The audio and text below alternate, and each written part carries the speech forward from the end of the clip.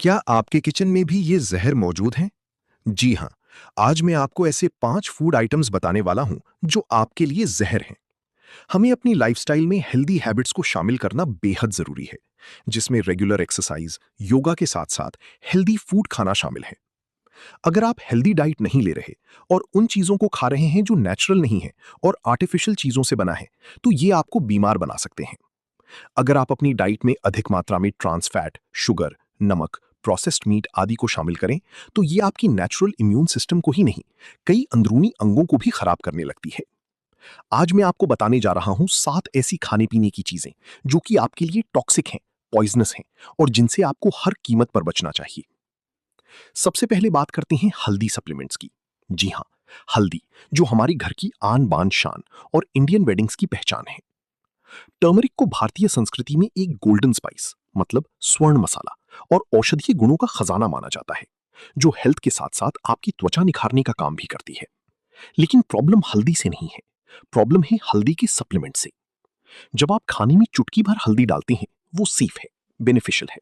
लेकिन जब वही हल्दी एक कॉन्सेंट्रेटेड कैप्सूल में आती है, तो उसमें कर्क्यूमिन की मात्रा इतनी ज्यादा होती है कि आपका लिवर उसे हैंडल नहीं कर पाता। स्टडीज में सामने आया है कि हाई डोज टर्मरिक सप्लीमेंट से लिवर डैमेज, किडनी स्टोन्स और ब्लड थिनिंग जैसी सीरियस प्रॉब्लम्स हो सकती हैं, खासकर उन लोगों में जो पहले से कोई दवाई ले रहे हैं। US drug induced liver injury network के आंकड़ों के अनुसार हल्दी के कारण लिवर में चोट के 10 मामले सामने आए हैं। एक केस में पेशेंट को अक्यूट लिवर फेलियर और हेपेटोरीनल सिंड्रोम तक हो गया, यानी लिवर और किडनी दोनों फेल होने लगी थी। हल्दी छोड़नी नहीं है, पहले ये क्लियर करते हैं। खाने में एक चुटकी हल्दी बिल्कुल सेफ है। दूध या पानी में आधा चम्मच हल्दी भी ले सकते हैं, ये बेनिफिशियल है। द रियल प्रॉब्लम इज जब लोग हल्दी को सप्लीमेंट फॉर्म में लेने लगते हैं।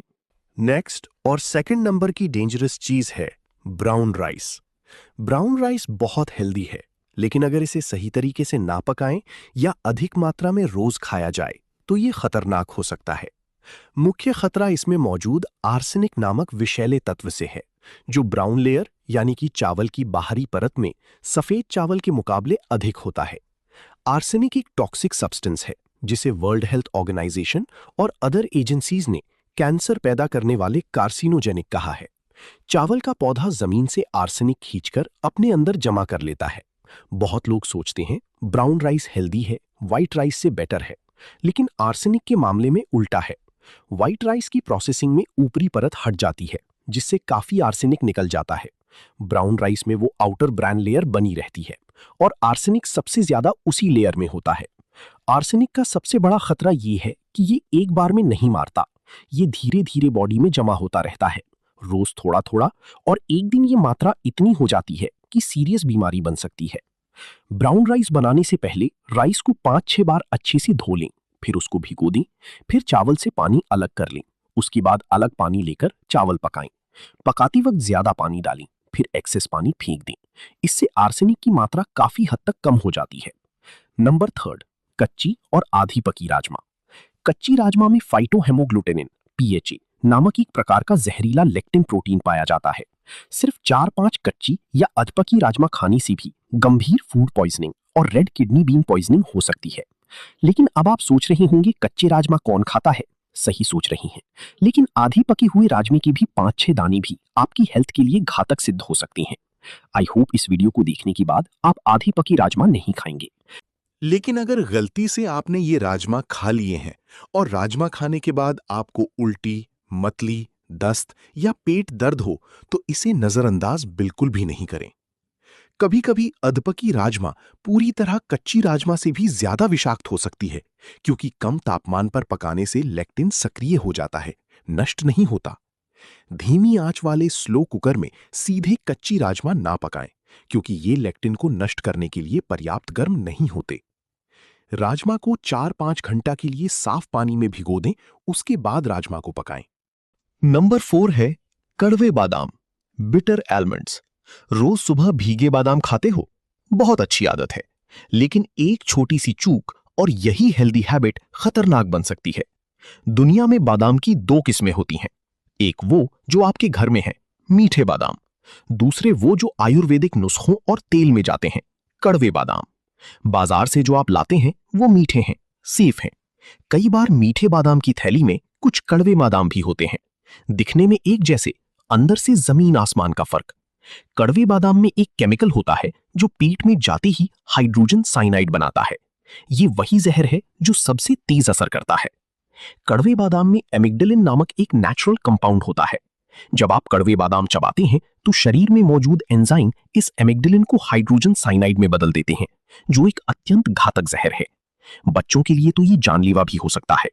इसलिए अगर बादाम का टेस्ट आपको थोड़ा सा भी कड़वा लगे तो उसे बिल्कुल मत खाइए। हमेशा अच्छी क्वालिटी का ट्रस्टेड ब्रांड का स्वीट आमंड ही खरीदें और उसी को इस्तेमाल करें। लास्ट डेंजरस फूड इज जायफल यानी कि नटमेग। जायफल मसाले कम और जहर ज्यादा है। खाने में जायफल डालते हो? बढ़िया है। लेकिन अगर किसी ने कहा कि जायफल बहुत फायदेमंद है, ज्यादा लो, तो वो सलाह आपको हॉस्पिटल पहुंचा सकती है, क्योंकि जायफल में माइरिस्टिसिन नामक एक नेचुरल ऑर्गेनिक कंपाउंड पाया जाता है। जायफल खुशबू देता है, स्वाद बढ़ाता है और थोड़ी मात्रा में बिल्कुल सेफ है। लेकिन इसके अंदर एक कंपाउंड होता है जो ज्यादा मात्रा में जाते ही सीधे आपकी नर्वस सिस्टम पर हमला करता है। सिर्फ 5 ग्राम जायफल पाउडर यानी एक छोटा चम्मच से भी आपको टॉक्सिक सिम्टम शुरू हो सकते हैं। 10 ग्राम से सिम्टम्स और ज्यादा सीवियर हो जाते हैं और इससे ज्यादा तो आपके लिए घातक हो सकता है। एक रिपोर्ट के अनुसार एक 23 साल की कॉलेज स्टूडेंट की नटमेग टॉक्सिसिटी से डेथ हो चुकी है।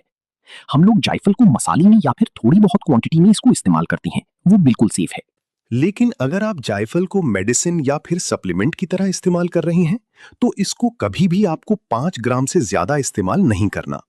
बहुत अधिक मात्रा में सेवन करने पर लक्षण आमतौर पर 3 से 6 घंटे के भीतर दिखाई देने लगते हैं, जिनमें शामिल हो सकते हैं मानसिक भ्रम या मति भ्रम यानी कि हेलुसिनेशंस, दिल की धड़कन का बहुत तेज होना, चक्कर आना, मतली और अत्यधिक सुस्ती, मुंह का सूखना और घबराहट। दोस्तों, ये हैं वो 5 फूड आइटम्स जो सही तरीके से और सही क्वांटिटी में खाना चाहिए। आई होप ये इंफॉर्मेशन आपके लिए बहुत बेनिफिशियल होगी। तो जाने से पहले वीडियो को लाइक जरूर करें और चैनल को सब्सक्राइब करें और अपनी फैमिली फ्रेंड्स तक ये वीडियो शेयर करें। मिलते हैं नेक्स्ट हेल्थफुल टिप्स के साथ। Take care.